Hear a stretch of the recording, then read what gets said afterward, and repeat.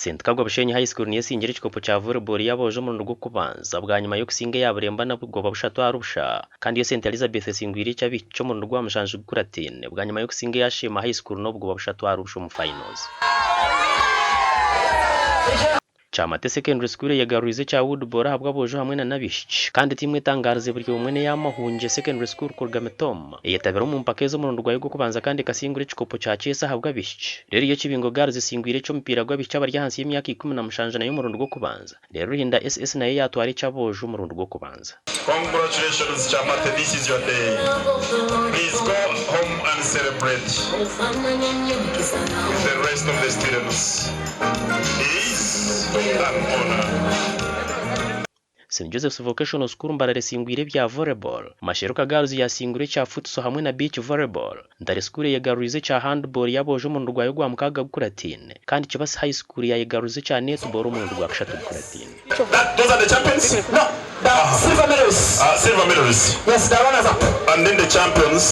Timu ziri kurenga 50 ziko ziri kurunje mu mizani itari yemwe nizo ziraberaho kujokera icyanga ca Ankoro mu za Uganda yona ziri kwija kuba mu rembo guru kwezo kurukwija.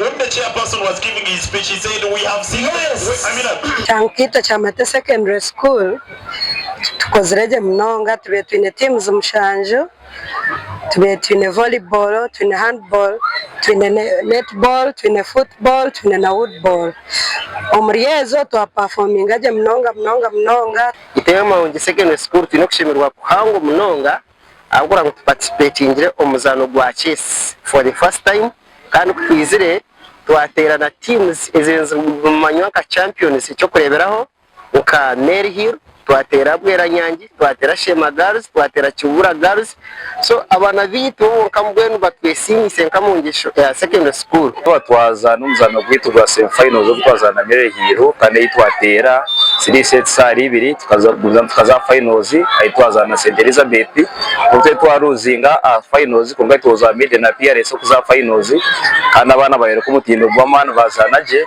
yabana abo babaza gusiho kandi tumererwa ahita basiye next time ninakusimisha maro akokosa tohereza aburemba kishomero indeba twafominga je twakore ikintu cyamani abeshi twabasatwara bronze medal first time abozo twazana finals and defending champions wa last year. Aba TV West and Aloysius Byamukama.